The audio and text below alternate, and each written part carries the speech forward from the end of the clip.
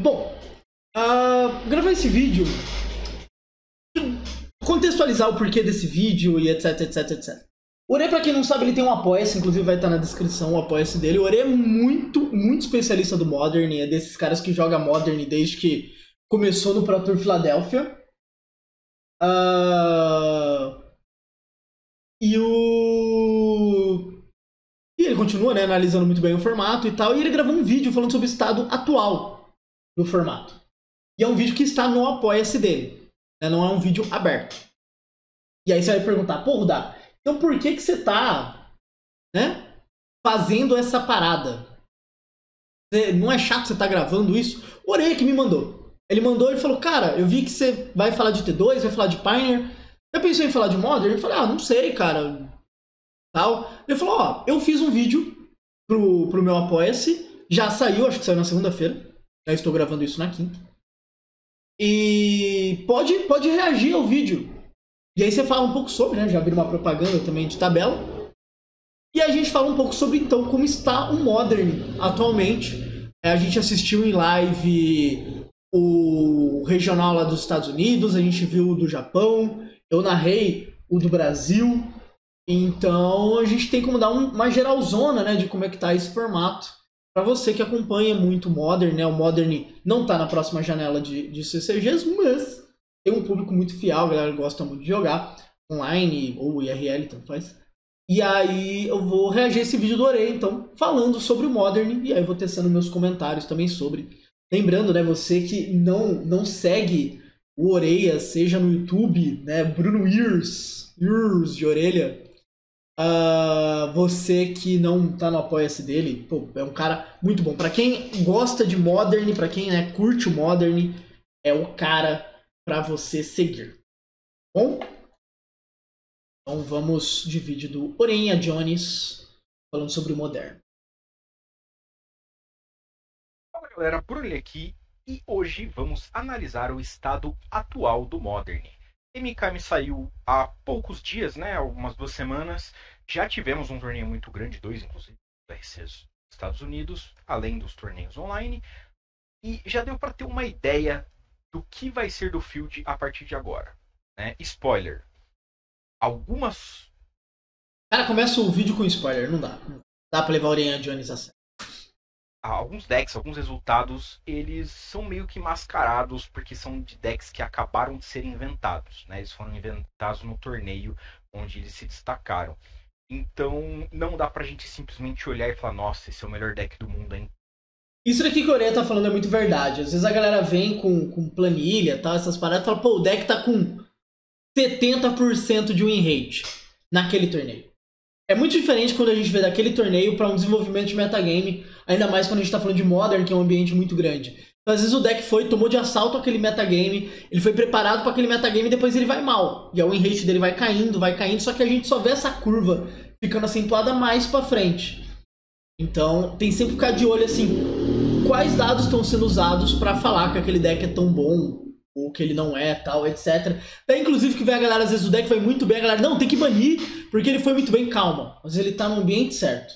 Conforme vai passando o tempo, a galera aprende a responder, todos esses números caem, e aí vão pro que, né, pra um platô que é mais real de resultados. Subir o volume dele um pouquinho, claro que eu sei. Me falem se o volume estiver bom ou não, tá? Parável, porque se você não sabe o que o deck do oponente faz, você não vai ter um side para isso. Bem, vamos lá. Esses são os 10 decks mais jogados, segundo o MTG Goldfish. Inus, Yawgmoth, Scan, Dominant Titan, Murktide, Vivind, Omnath, Scales e Burn. Vamos falar até o Zu aqui, eu acho que são os números mais Canalha está fugindo do Scales. representados, né? Tudo bem que aqui tipo, a diferença é muito pequena, mas eu acho que é mais relevante até aqui, que são principalmente decks que ganharam mais tecnologia. Né? O Footfalls agora, o Rhinos, ele é dividido em 3 vertentes. Né? Antes você tinha apenas o Rhinos. Né? Era Rhinos e é isso aí. Né? Existia uma outra pessoa que splashava Solitude, mas desde o banimento do Yorion, isso aí já não era muito viável. O Rhinos era bem padrão. Convencional, com 4 sutilezas de main deck, 3 Tishana, 1 Tide, Dismember. Esse é o Rhinos que vai jogar normal e ele vai perder para os rates convencionais. Né? Óbvio, você tem acesso a Force of Vigor, você tem Seju, mas esse é o Rhinos feito para jogar da maneira convencional, que se o oponente vier com muito hate, ou eu tiro ou eu vou jogar com o plano B do Lineage, que é matar com as criaturas de tamanho menor e custo menos eficiente. Agora nós temos o Rainbow Rhinos, também conhecido como Gay Rhinos, que é o deck de 5 cores. Por que Rainbow? Porque ele joga com a Leyline de 5 cores. Né? Ela pode ser feita só com mana verde, mas ela tem as 5 cores. E quando ela sai na sua mão inicial, você vai fazer com que seus terrenos gerem todos os tipos, suas criaturas sejam de todas as cores. Por que isso é relevante? Porque o Scion of Draco ele vai custar 2 manas já no segundo turno, independente de qual terreno você tiver. Né? Então, se... Deixar um comentário. O Orelha é muito didático. Tá? Eu achei que eu ia comentar muita coisa. Ele tá sendo super didático. Que bom. Que vídeo bom. Sério. Por isso que o Orelha é muito bom. Ele é muito didático. Se tiver 2 Fat Lands na mesa, o Draco vai poder ser feito por 2 manas. E por ele ter todas as cores, e todas as suas criaturas terem todas as cores, quando você tem Leyline e Draco, todas as suas criaturas vão ter Vigilância, Hexproof, Lifelink, Iniciativa e Trample. Né? O mini True Name Nemesis aqui é bem difícil de lidar com isso pelo Hexproof. Né? Já é uma criatura que não toma uma quantidade razoável de removal, mas o fato de ter Hexproof é bem problemático, além do fato de que é um plano extra pro deck. Né? Então, tudo bem, meu oponente saiu com 25 efeitos de Cálice do Vácuo e todos em campo. Tudo bem, eu tenho um Rhino, eu tenho como fazer um dragão gigantesco aqui, e que vai fazer até o meu Charlas ser relativamente decente, porque ele vai ter iniciativa também. Então, né, ele vai conseguir passar por cima de Hagavans da vida, Young Wolves, que seriam criaturas problemáticas pra gente. Né? E o que... Falar um pouquinho sobre esse rolê que ele falou do hate. De longe, a coisa que eu mais gostava de usar Murktide no Rhino era justamente porque você saía desses planos de cálice, counters e tal, e ajudava muito. O Draco, você não precisa necessariamente jogar com Leyline para Draco ser um plano razoável. Tá? Dá para você jogar com vários triomas e afins e ainda ser um plano razoável. Então é uma coisa que é a minha crítica a algumas versões de Leyline. Vários decks de Leyline jogariam bem de qualquer maneira sem a Leyline. A Leyline é uma carta que dá um bust pra você, né? Ela melhora uma situação, mas a base do deck às vezes funciona de qualquer maneira e você consegue driblar hates, etc. A Leyline só faz a jogada ficar quebrada, ficar muito boa. Mas lembrando que depois a Leyline na mão é um negócio meio discutível, né? Serve só pra pitch. O que muda aqui é que você tem acesso a todas as cores. Normalmente o deck não usa cartas pretas, essa lista em específico usa Soul Shatter, que é para lidar com o Mirror. Né? Cada oponente sacrifica uma criatura ou Planeswalker com o maior custo de mana que ele tem. Então você garante que vai matar o Draco.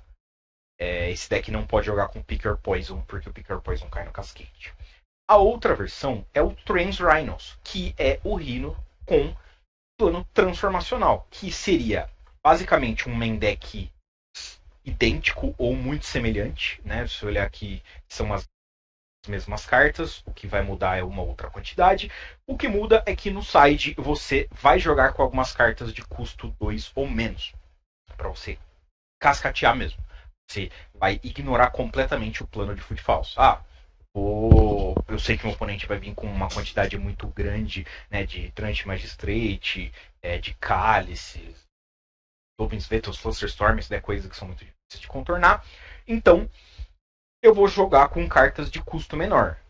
Nessa lista eu uso Cursed Totem, Trant Magistrate, Rest in Peace. E a carta mais importante, que é o Cavu. Cavuzão da massa. Que você tem como deixar ele 5/5 naturalmente.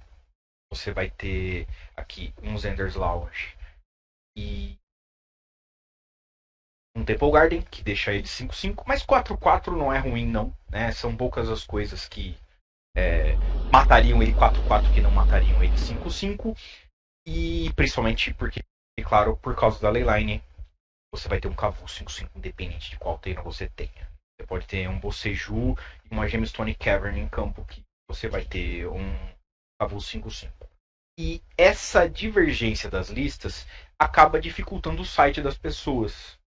Porque tudo bem, eu vou enfrentar um Rhinos, então eu sei que se eu jogar com Void Mirror, Cálice, Flusterstorm e Dovin's Veto, eu tenho uma chance muito grande de ganhar, porque essas outras cartas aqui têm um impacto muito pequeno, né? Murktide, Sutileza é uma criatura frágil no combate, mas quando eu subir o meu hate e o meu hate não pegar o plano do oponente, né? Porque Cálice não pega, não é tipo efeitos tipo Cálice não pega Sign of Draco e nem Territorial Cavu, você acaba sofrendo nesse plano, além do G3 ser a incógnita, né?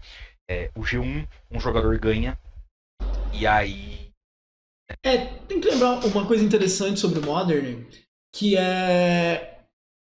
Como você tem essa opção de você abrir um pouco mais na lista, né? Quando acontece a situação que está acontecendo, onde a gente pode ter ou um plano transformacional ou não, essa mudança radical de side, tá ligado? Fica extremamente importante. Trazendo um pouco mais para quem acompanha do T2, o Mono Red passou por uma fase disso mais forte, onde ele jogava grande pós-side. Inclusive tem uma galera que tá testando um Mono Red maior para sair de lockdown, né? Que tá muito popular. Ou uma galera que continua full explosão e dane-se. E aí você tinha que ver, tipo, contra o Mono Red que joga mais lento. Pô, eu posso deixar cartas que me dão card advantage e tá tudo certo. Mas quando ele vem mais explosivo, eu tenho que ter cóleras e tal. Esse tipo de coisa pega muito. E no Modern acaba ficando até mais perigoso, essa transformação um pouco mais fácil de fazer. Quando existe essa janela de deck building, que é o que está acontecendo com o Rhinos, né? Que ainda não tem necessariamente 75 cartas definidas. Vamos dizer que eu ganhei o G1. Aí eu ganho o G1 e você vai subir os seus cálices. E aí eu vou subir os meus Cavus, e aí você vai ganhar o G2 talvez, e no G3 você não sabe. Eu vou residear, né, na sua frente, se for IRL, e você não sabe se eu vou ter o plano de Cavu ou o plano de Footfalls, que são cartas que demandam respostas. A câmera tá aqui, elas demandam respostas diferentes, e isso é um plus para o deck. É uma base de mana pior, tem todas essas vantagens. Mas o fato de você ter um combo, né? Mas eu acho que é relativamente fácil essa base de mana. Deixa o deck muito forte, né? É um combo de 2 cartas de mão inicial, né? A Leyline precisa estar na mão inicial para ser boa. O Draco não, né? O Draco pode vir depois. Mas se a Leyline não vier na mão inicial, acaba sendo um pouquinho mais difícil de fazer. Não, impossível.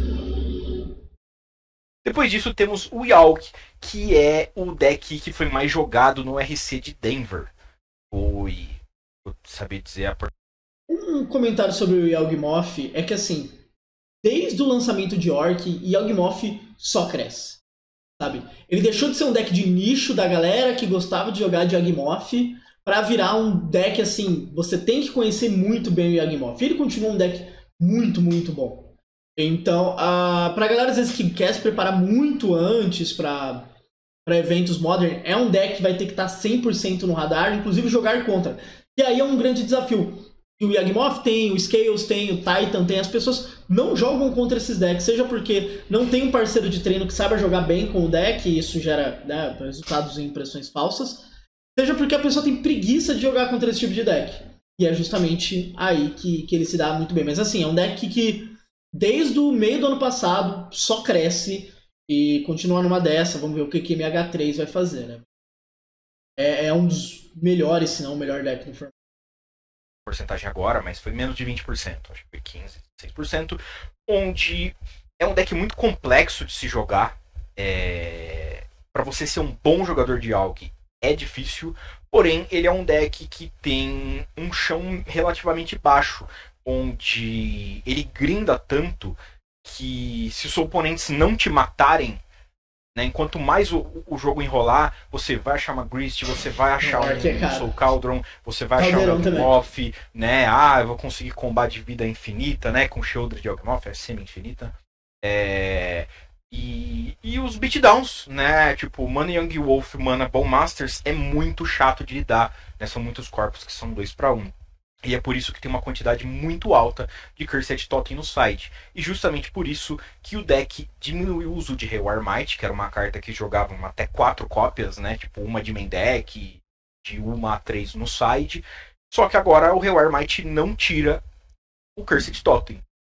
E subir Force of Vigor em algumas matchups é meio ruim, porque ele não é tutorável e o oponente não vai ter mais nenhum artefato. Já o Reclamation Sage, ele entra em jogo e destrói, então você consegue dar Chord of Calling, Eldritch Evolution, né, Takenuma, né? Infinitas maneiras de conseguir esse efeito de Naturalize que não é travado. Comentar um pouquinho só sobre essa adaptação que ele falou, né? Tá tendo mais questão de totem, então não dá pra usar Might e tal, tem que usar outras coisas. É disso que a gente fala quando tá falando sobre adaptações de metagame. Não é necessariamente mudar o seu deck, não é necessariamente porque a gente tá falando só de remoções e tal. É o que eu tenho que responder e como eu tenho que responder, né? Então, qual que é a carta que tá me ferrando? Cursed Totem. Mas em tese eu tenho uma resposta aqui pra isso que é Might. Might não é uma resposta para essa carta, então vamos mudar, vamos usar Sage, vamos usar Bocejo de side, que é uma coisa que eu já vi uma galera fazendo também, vou usar Decay, vou usar Force e tal, todas as opções justamente para você adaptar com o metagame. Não é uma questão de qual carta é melhor, tipo, eu vou usar um Trophy porque ele destrói o totem, mas destrói terreno e faz... Não, eu quero uma carta para destruir totem. Então quais opções eu tenho para isso? E ainda coloco o filtro, né, pro meu deck. Então, o cara tá com totem, mas ele não tem uma cage da vida. Então eu posso dar shard pra Sage e resolver. Não, eu tô jogando contra alguém que também tem isso, então talvez Bocejo fique melhor. E por aí vai. Esse tipo de adaptação eu acho muito importante. E é justamente você jogar mais e observar o que tá acontecendo no ambiente. Pelo Totem, que é uma carta, como disse, está sendo amplamente jogado. O Scan, ele sofreu bastante no RC de Denver, principalmente por causa do Gay Rhinos, porque Leyline Binding é muito forte, o Rakdos não tem como tirar. Foi bem no Brasil, então não é o caso, né, de você fazer um trouxa e o oponente não conseguir matar, ou se ele matar ele volta, né? Ou você dá um efeito de scan numa criatura. Não, o Leyline Binding tira muito bem tirado, né? E como eu disse, como as pessoas não estavam preparadas, o side também não funcionava, né? Legion's End. Legion's End é uma carta muito boa contra Rhinos, contra vários decks, né? No Mirror também é boa, tal. O problema é que se o oponente faz um Draco, ele fica com o Legion's End mofando na sua mão. Então esse foi o deck que mais perdeu por ser um deck reativo, né? Se você não está fazendo Griff Escamado, Descarte Hagavan, você é um deck muito mais reativo do que proativo. Então, acontece aqui que as respostas não alinhavam com as perguntas. E aí, o rolê que eu falei do Sage. Teve gente que foi bem, sempre tem. Torneio de 1.300 pessoas. Tem bons jogadores, tem jogadores com sorte, tem bons pareamentos. Mas aqui, né, o que complicava mesmo é você enfrentar uma partida que é uma partida bem equilibrada, né, Rhinos contra Scan. O problema é que o oponente fazia uma criatura que você não tinha nenhuma maneira de tirar, tinha vigilância, lifelink, além de hexproof, e você não conseguia racear, né? Toda vez que você tomava uma porrada de Draco, você tinha que arrumar um jeito de passar por cima dele, ainda tinha iniciativa, né? Bem difícil contornar.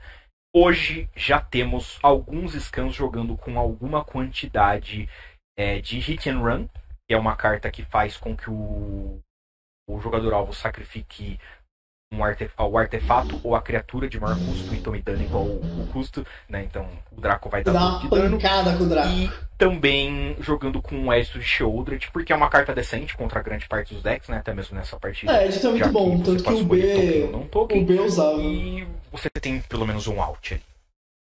Meu querido Amulet Titan, Não mudou muito as listas assim. Tem uma versão ou outra. Eu gosto de jogar com os terrenos que copiam. Eu tava jogando com Litiara. Agora eu tô jogando com o WSM. Isso daí que ele falou das versões é muito interessante, né? Porque no RC aqui do Brasil, o Vitor, ele usou uma versão sem terrenos que copiam. Era full combo, tipo, vamos botar coisa pra mesa e matar na volta. E eu gosto mais da versão com N terrenos que fazem utilidade e tal. Porque eu acho que existem jogos longos e você ter essas opções são muito boas. Não é sempre que o seu titã é a máquina, assim, maravilhosa. Mas versões e versões. É uma com mais utilidade, outra mais direta. Word... Word alguma coisa, esqueci o nome. E dá X de dano e volta X no cemitério, porque... Ou depois da mão, porque é um combo infinito do deck, né? Se você tiver 2 amuletos, uma Bounce Land e um Mirror Pool, você faz o WSM X igual a 2 pelo menos, segura a prioridade, copia com Mirror Pool, e aí Mirror Pool vai ser sacrificado, você usa o WSM copiado para dar 2 de dano no oponente, volta a Mirror Pool e uma Bounce, e aí você vai, né, tipo, você consegue ficar voltando a bounce para sua mão. Então, tipo, você volta um terreno do cemitério e põe um da sua mão, você vai fazer isso infinito, e aí 2 vezes infinito normalmente mata. O Orelha tá explicando esse combo. Deixa eu pegar o nome da carta aqui bonitinho. Então, a carta que o Orelha tá falando é essa aqui, World Souls Rage. Então, você vai dar X de dano para qualquer alvo e você coloca X terrenos da sua mão e do cemitério virados. Daí você faz isso com a Bounce Land e um terreno que copia a próxima mágica, você vai fazer um loop para dano infinito, tá? Então é dessa carta que ele está falando que gera esse combo no amuleto. Acontece que não é todo mundo que joga com isso. Mirror Pool ou Litiara. Eu pessoalmente gosto. Eu acho que é uma maneira muito boa de ganhar com menos recurso. O que as pessoas estão fazendo agora é jogar com, né, como essa lista do Mistaken, o mestre do Amulet Titan, atualmente, jogar com Fetch para poder buscar as básicas um pouco mais fácil e também buscar Stomping Ground e em algumas versões também a Surveil Land, porque no side nós temos alguma quantidade de removal vermelho para Magos of the Moon. Por que Magos of the Moon? Porque, primeiro, nós já temos Force of Vigor, Boseiju, né, são cartas onde você já tinha, você tem como tutorar, a Force of Vigor não, mas o Boseiju. Vou fazer um comentário aqui. Magos of the Moon se popularizou muito nos últimos tempos, tá? Principalmente por conta do Rhinos. O Rhinos gosta de usar Magos of the Moon. Por quê? Porque o Rhinos é um deck tempo, ele tem que bater. Então, ter mais hates para Magos of the Moon se popularizaram muito. Então, Storm's Wrath, o dinossaurinho lá que entra e causa o poder. Tem um bicho antigão, que eu acho que é de Apocalipse, a primeira vez que printaram, e no Kicker também dá 2 de dano. Tudo isso popularizou para pegar Magos of the Moon, tá? Magos of the Moon tá muito popular, assim, mais do que Blood Moon, além de que o Oreia citou, né? O deck já resolve bem Blood Moon, Magos of the Moon nem tanto. Você tem diversas maneiras de tutorar, né? Titã pegando Boseiju e Bounce, bem, essa versão aqui não tá usando mapa, mas mapa busca e Tolaria Oeste também busca, né? E você consegue colocar direto na mão, que é a parte importante. E acontece que as pessoas viram que Blood Moon não era tão forte contra esse deck, porque você não tem muitos removals de criatura, mas você tem muitos removals de não criatura. Então as pessoas passaram a jogar com uma quantidade um pouco maior de magos, né? Essa lista, por exemplo, tá jogando com um Magus e uma Blood Moon, porque contra os outros decks, contra todos os outros decks que você quer Blood Moon, você prefere a Moon do que o Magus, porque eles vão ter raio, Member e tal. E principalmente vindo do Scan, se ele faz um Magus e você mata, né, em vez de exilar, ele ainda consegue dar um Scan no Magus, né? Então eu gostava bastante de usar Terra Sunder, porque exilar. Difícil de fazer, mas... Então, Piroclasma, Tira Sunder contra Magos of the Moon é complicado. Storm's Wrath, Farspout, são cartas que muitas pessoas estão usando no geral para poder... Eu vi até Terremoto, né? Terremoto eu não gosto muito. Terremoto é ligado. Para você conseguir lidar com um ou mais magos, né? Se fosse dizer, eu diria para usar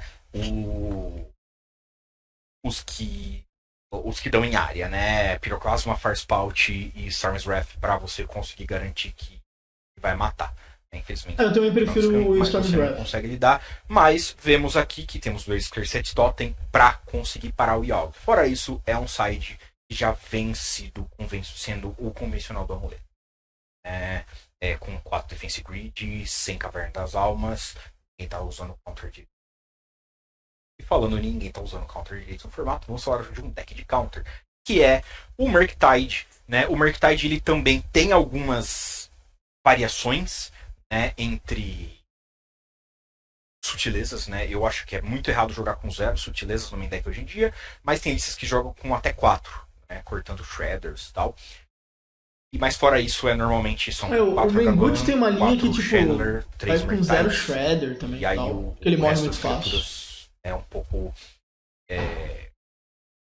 customizável, né? E aqui, além disso, temos o Spellsnare, que tem sido muito bom, principalmente por pegar o Orc. É uma carta chata, com Ledger Shredder principalmente, porque o Connive é obrigatório. E o fato de ter Stern Scolding no main e um monte no side para você pegar o scan de jeito. Lembrando que não adianta dar Stern Scold Charles Agent, porque o Cascade vai funcionar mesmo. Living End, né? É um deck que eu odeio enfrentar, já faz muitos anos. Sinceraço. Os decks que End é uma bad match. Cara, é um deck que melhorou muito. Ele é um dos poucos decks que não mudou, porque ele não se importa com Blood Moon. Né? Ele ganhou algumas cartas ano passado, né? Principalmente as versões que deixam. Eu imagino que o Living End pode usar os terrenos Surveyor mais preto. Essa lista aqui, ela joga com Mono Hug, né? Mono Temur. E aí o que muda é que ele usa um Urborg e uma Sunken Ruins para conseguir fazer o suspende do Living End, conjurar aparição ou Griff. A aparição não, a gente não vai ser conjurado, né? Mas já perdi para aparição do Living End. Então é um deck que não muda muito. Você tem o plano de jogar com Footfalls no side, algumas listas usam, só que acaba perdendo pro mesmo rate, né? O Living End, você tem que ser um bom jogador de Living End, porque você vai tomar rate de mão, né? É um deck que sofre um pouco para descarte, bastante para counter e rate de cemitério. Então, e rate de cascade. Isso que Endurance é uma puta então, se você troca o Footfalls, pro Footfalls você deixa de tomar o rate de cemitério, mas você continua tomando o rate de cascade, que é o mais convencional. Eu acho que não precisa. Sinceramente, eu preferia você subisse um monte de bicho do side pra... Por sinal, Living End pra mim é um dos decks que, tipo, que sempre levantaram pra mim a questão do Griff, que o Griff não tinha que estar no formato. Porque com o Griff, o Living End interage muito bem com o jogo do oponente, com uma peça do combo dele. Peça do combo, né? Tipo, uma criatura que vai pro cemitério. Ao contrário de, por exemplo, quando ele tem que usar Force of Negation. Que não é uma peça. Tipo, você vai, faz a jogada, beleza, mas você tá só se protegendo. Agora o Griff não. O Griff você vai, tira a coisa do oponente, dá o Living End e tira de novo. Então, quando a galera falava muito do ban, tem que banir Fúria pro Scan cair e etc, eu era muito a favor de Griff, porque Griff dá interação para decks como Living End, que antigamente não interagiam com esse tipo de coisa. Não pelo menos dessa maneira.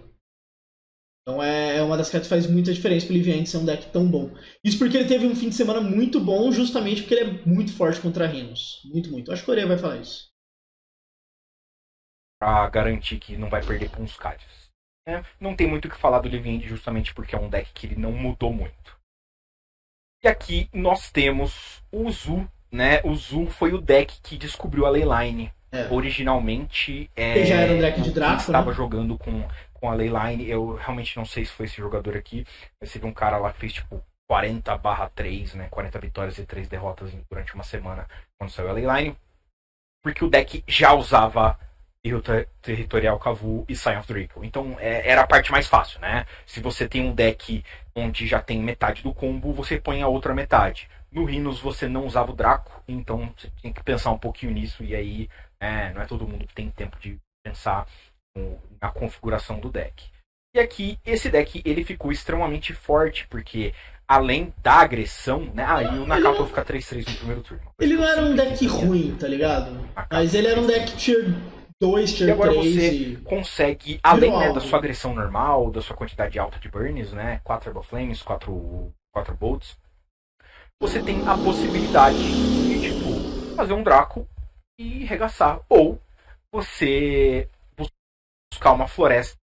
Do deck de Leyline que eu vi, esse provavelmente é o deck que eu mais gostei. Primeiro, muitas coisas do deck mudam por causa da Leyline, então lembra, assim, bem entre aspas, o que o Scales faz quando tem Scale na mesa. Então, sem o Scales é um deck, com o Scales é outro. Esse deck faz muito bem isso, então, como ele falou, tipo, na Catal fica grande, você faz...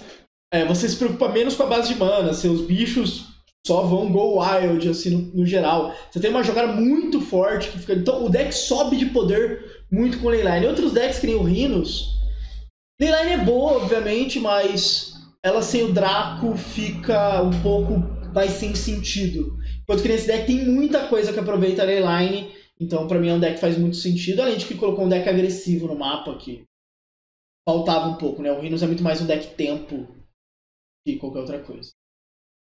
E uma planície IT domain fechado. O oponente tem Blood Moon, tudo bem. Eu tenho a Leyline, eu tenho a floresta, eu tenho a planície, eu faço o Kavu, eu consigo fazer o Draco, eu consigo fazer tudo, mesmo que o oponente faça um Blood Moon muito rápido. Né? Aqui, ó, vemos o Picker Poison, porque é uma carta que ganha uma bela carta agora, porque ela faz com que um oponente sacrifique um artefato, ou um encantamento, ou uma criatura com voar. Nesse caso, principalmente com os decks de Sion, Leyline, você consegue tirar a Leyline ou o Sion por apenas uma mana sem dar alvo. Né? Mas se o oponente fizer outro encantamento, outro artefato, não, tipo, outra criatura com voar, não, beleza, não tem muito o que fazer. Mas por uma mana é muito importante. Né? O oponente abre de Leyline, no draw você no play consegue fazer Fetch para básica ou choque, Picker Poison já dá uma bela atrapalhada pro oponente. Obviamente que eu vou ficar muito feliz quando eu fizer Nakato 3-3. Ok, temos que falar sobre as boas do formato. Né? Não tem como falar sobre todas as boas, mas existe um deck que eu considero que é uma das melhores escolhas atualmente, que é o deck do Jody, Ola Gold, New Orleans, né? Na verdade, que é o grande Jody Kit, um brother meu. Ele tem trabalhado nessa lista há muitos meses. Ele ganhou o primeiro RCQ na região dele. Foi um torneio bem grande.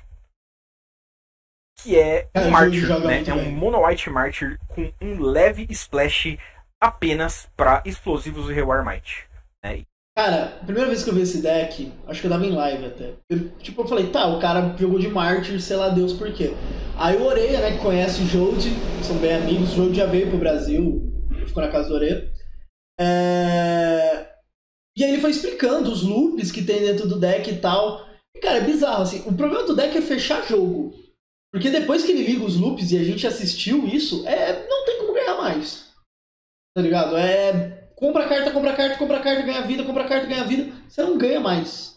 É bizarro o jeito que esse deck domina a board. Ele realmente é muito fora do radar e é muito bom. Tipo, tá mais aqui pra matar Rhinos, mas você tem o verdinho aqui. Né? Você tem o Lush Portico, que é a Surveil Land. Eu vi ele fazer bastante coisa interessante com essa Surveil Land. Né? Você consegue buscar com Fetch, mas você também consegue buscar com a Eagles of the North. E essa...